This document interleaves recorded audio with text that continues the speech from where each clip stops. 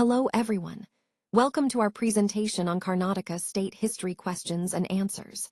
Today, we'll explore some fascinating facts about Karnataka, including its location, history, language, and ancient culture.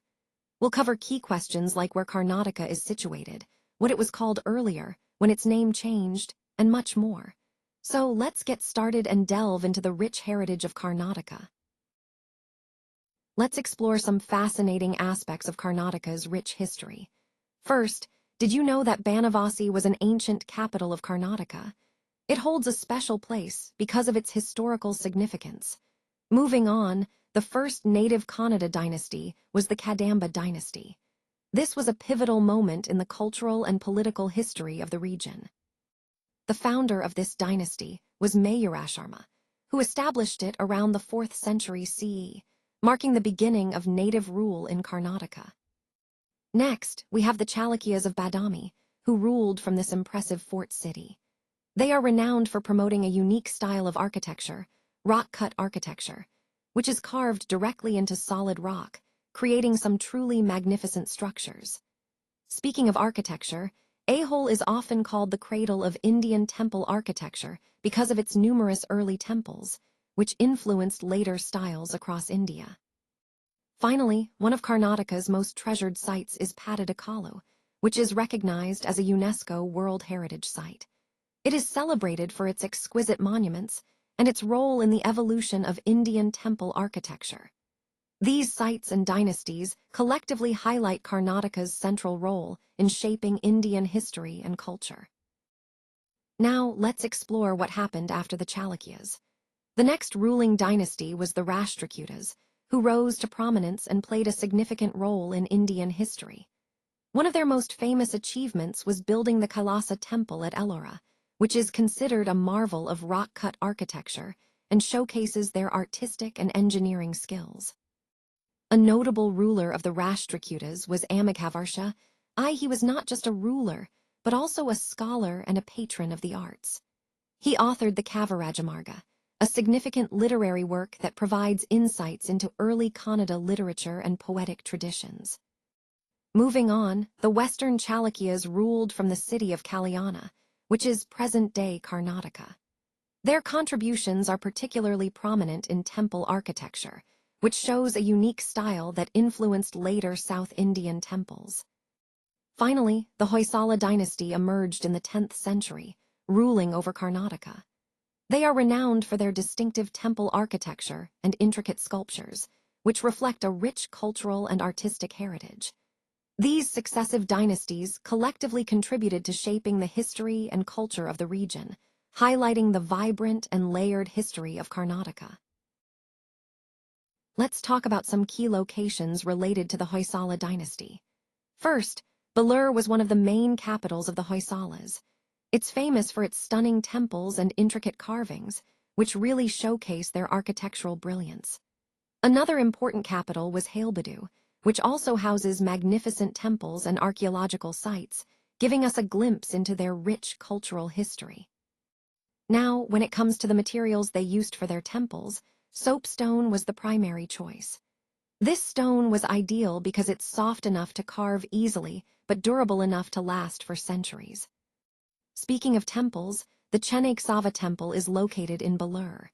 It's renowned for its detailed sculptures and is a perfect example of Hoysala craftsmanship. Similarly, the Hoysalswara temple can be found in Hailbadu, and it's famous for its grandeur and intricate artwork. Lastly, the Keshava temple is situated in Samanathapura. This temple is another masterpiece of Hoysala architecture, and it beautifully illustrates their skill in stone carving and temple design. Overall, these sites not only highlight the artistic and architectural achievements of the Hoysalas, but also help us understand their cultural and historical significance during their reign. The Vijayanagara Empire was founded in 1336, marking the beginning of a significant period in South Indian history. It was established by two brothers, Harihara and Bukka, who played crucial roles in uniting various regions and laying the foundations of this powerful empire. The capital city of the empire was Hampi, which later became famous for its stunning architecture and vibrant culture. Today, Hampi is recognized as a UNESCO World Heritage Site, highlighting its global cultural importance and preservation. One of the most renowned rulers of Vijayanagara was Krishnadvarya, who is celebrated for his effective governance and patronage of the arts. He was also a poet and scholar, having written the famous literary work Amuktamaliada. However, the empire faced a major setback after the Battle of Talikota in 1565, which severely weakened its power and marked the beginning of its decline. This history shows how leadership, culture, and conflict all played vital roles in shaping the Vijayanagara Empire's legacy. After the fall of Vijayanagara, the power didn't disappear completely. Instead, it shifted to the Nayakas. These local chieftains took control and kept regional stability alive in much of Karnataka. Following that period, a new kingdom emerged in the region, the Mysore Kingdom. This kingdom grew in prominence and became a significant center of power. It was ruled by the Wodeyar dynasty, which played a crucial role in shaping Mysore's history over the centuries. The Wodeyar dynasty was established by Raja Wodeyar I, who laid the foundations for the kingdom's governance and expansion. Later, Hyder Ali rose to power and became the ruler of Mysore, transforming the kingdom into a formidable military state. His leadership marked a new chapter of strength and resilience. After Hyder Ali, his son Tipu Sultan took over. Tipu is famously known as the Tiger of Mysore, a title that reflects his fierce resistance against British colonial forces. His leadership is remembered for his bravery and innovative strategies. All these figures, Hyder Ali and Tipu Sultan, highlight the rich and tumultuous history of Mysore and its ongoing significance in Indian history. Now, let's look at some key historical facts about Tipu Sultan and the period that followed.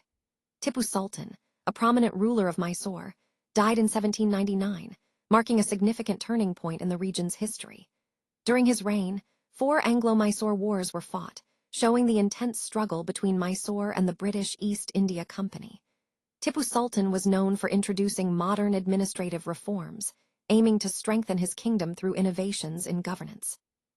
Ultimately, it was the British who defeated Tipu Sultan, ending his rule and leading to Mysore coming under British influence. After Tipu's death, Mysore's independence waned, and it was established as a princely state under British suzerainty.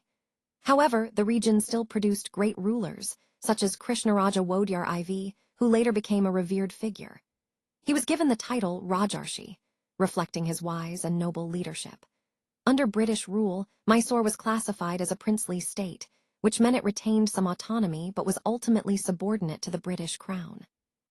Finally, during this period, Sir M. Visvesvaraya served as the Diwan of Mysore. His leadership and vision significantly contributed to the state's development, laying the foundation for modern Mysore. These points highlight how Mysore evolved through conflict, reform, and leadership, shaping its rich historical legacy.